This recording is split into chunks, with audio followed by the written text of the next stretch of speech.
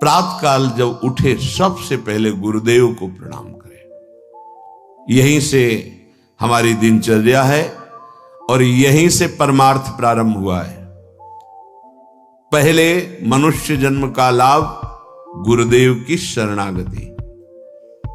प्रातः काल जो ही आंख खुली तो सबसे पहले गुरु चरणों में प्रणाम।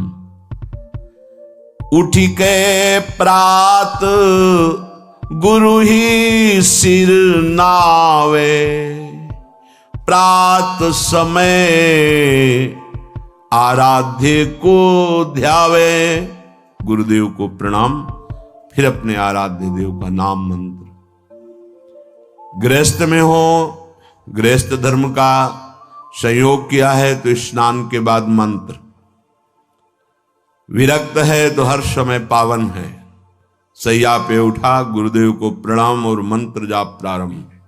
जब शौच आदि लगे तो उसकी नित्य क्रिया। गृहस्थ है, गृहस्थ धर्म का संयोग किया है, नाम जप कर सकता है पर उस सैया पर मंत्र जाप नहीं। पवित्र होकर के फिर अन्य आसन पर बैठकर मंत्र जाप करें। जोई अब ठाकुर सेवा के लिए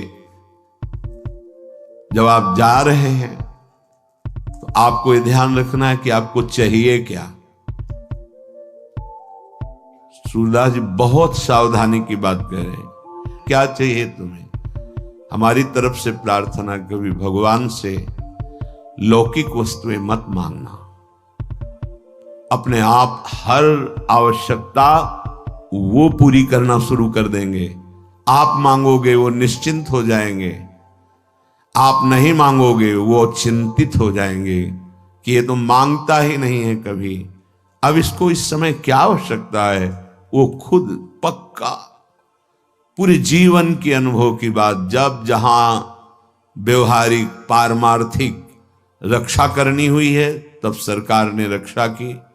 जहां उनको संभालना हुआ है, जो देना हुआ है, जो पोषण कराना हो, सब ये जो प्रभु ने कहा है, अनन्यश्चिन्तयन्तो माम ये जनाः पर्युपासते तेषां नित्याभियुक्तानां योगक्षेमं वहाम्यहम् अक्षरशः परम सत्य। वो योग और क्षेम बहुत अच्छे से करते हैं। अप्राप्त की प्राप्ति कराना योग और प्राप्त की रक्षा करना क्षेम, दोनों मेरे प्रभु बहुत अच्छे से करते। इसकी चिंता मत करो। ऐसा मांगो कि हमारा चित्त निरंतर आपसे जुड़ा रहे। बिसरी हो ना बिसारी हो, यही दान मुझे दे। अब जब अपने ठाकुर जी के समीप, सिंहासन के समीप पहुंचे तो सबसे पहले दंडवत किया। साष्टांग दंडवत, पंचांग दंडवत, पर्दा खोलने के पहले ही दंडवत किया। परम धाम की प्राप्ति होगी।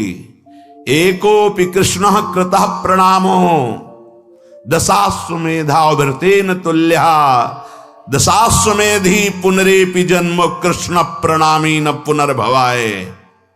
भगवान व्यासदेव जी महाभारत में एक बार श्री कृष्ण को साष्टांग दंडवत कर ले तो 10 अश्वमेध यज्ञ के अवभृत स्नान का फल प्राप्त होता है।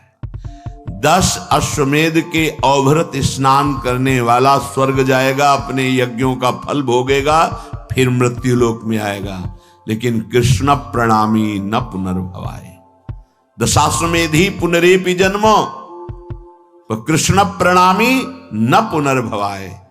बड़े प्यार से अपने लाडले को साष्टांग दंडवत करो, पंचांग दंडवत करो, फिर बैठ करके कुछ क्षण, 1 मिनट 2 मिनट चित्त को समाहित करो और जो गुरुदेव ने भाव दिया है उस पर आओ।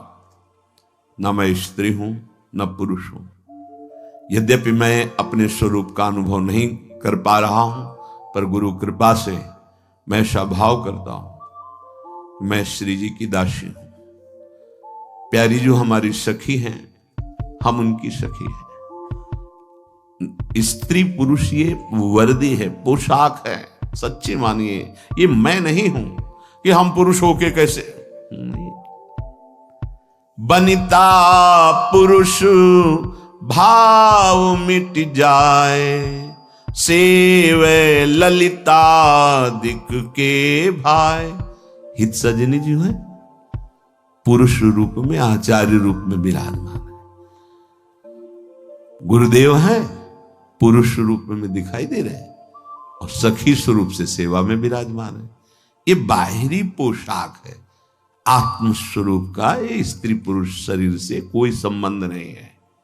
जो स्वरूप है वही सहचरी है। स्थूल शरीर, सूक्ष्म शरीर, कारण शरीर, तीनों शरीरों से परे यातना शरीर, देव शरीर, संकल्पित शरीर, इन सब से परे ये सच्चिदानंद बपू किशोरी जी का प्रतिबिंब रूप, मानो जैसे एक शीशे के महल में लाखों अपने रूप दिखाई, ऐसे किशोरी जी के लाखों प्रतिबिंब स्वरूप से चर्याएं और कोई नहीं। किशोरी मात्मानम किमि सुकुमारी नुकले, अपने को, अपनी आत्म स्वरूप को वो किशोरी रूप में अनुभव करता है गुरु प्रताप से। तो हम भावना करते हैं, अपनी तिलक रचना करते हैं, शरीर में जय मनाते हुए गुरुदेव के, आचार्य के जो द्वादश तिलक है उनकी रचना रच के करते हैं। और उस समय हम भाव करते हैं कि हम श्री जी की दासी। अगर ऐसा पुरुषत्व भाव बहुत जोर का है तो हम प्रिया प्रीतम के दास हैं, ऐसा शुरू कर दो। हरिवंश बलिदासुरी तुम जो कंचन तनी, लाल मरकत मनी, उभय कल हंस, हरिवंश बलि दासुरी। दास भाव, मैं दास हूं प्रिया प्रीतम का, यहां से शुरू करो, आगे बड़ी की मात्रा लग जाएगी, वो स्थिति आ जाएगी। तिलक रचना करके अपने को एक क्षण भाव में पहले लाओ। अब मैं परिचर्या में जा रहे हो, अब किसकी परिचर्या में जा रहे हैं? तो सामने भाव करो, हमारे श्यामा श्याम विराजमान है।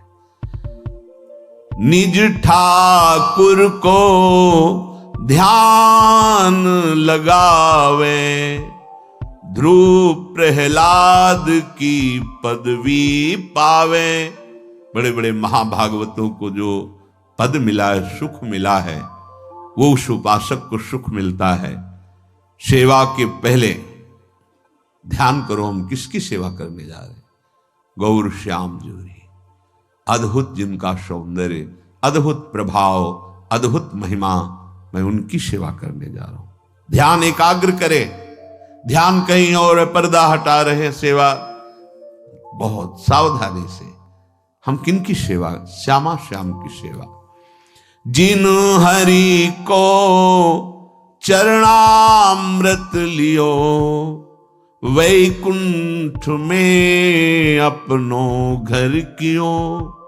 मैं उन हरि की सेवा करने जा रहा हूं जिनके चरणामृत का इतना प्रभाव है कि जिसने अपनी जिह्वा पर नित्य चरणामृत पान किया, वो भगवान की महिमा जिसकी अकुंठ है, ऐसे महान धाम वैकुंठ का अधिकारी होता है।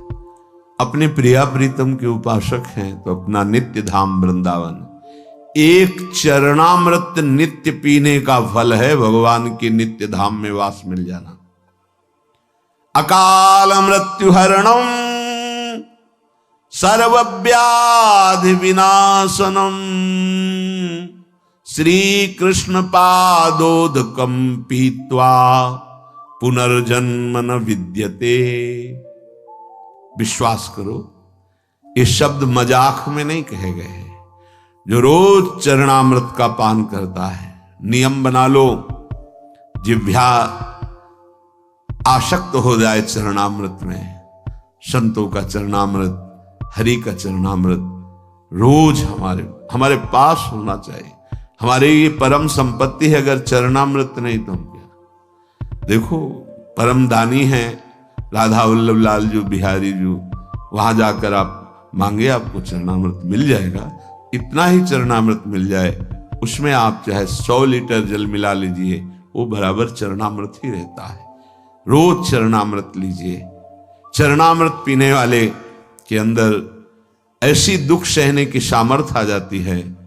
यद्यपि प्रारब्ध के अनुसार बड़े बड़े महापुरुषों ने भी दुख को स्वीकार किया है, पर वो दुखी नहीं हुए। वो अपना प्रभाव दिखा रहा है, पर चरणामृत अपना प्रभाव दिखा रहा है। देखो महादेव जी भगवान का चरणामृत गंगा जी को सर पर धारण किए हैं। हम कुछ चरणामृत पिए और अपने माथे पे से 1-2 बूंद जरूर डालें। आप देखो, ये वो है जो मोक्ष सुख को भी लघु कर दे। ये वो मार्ग है।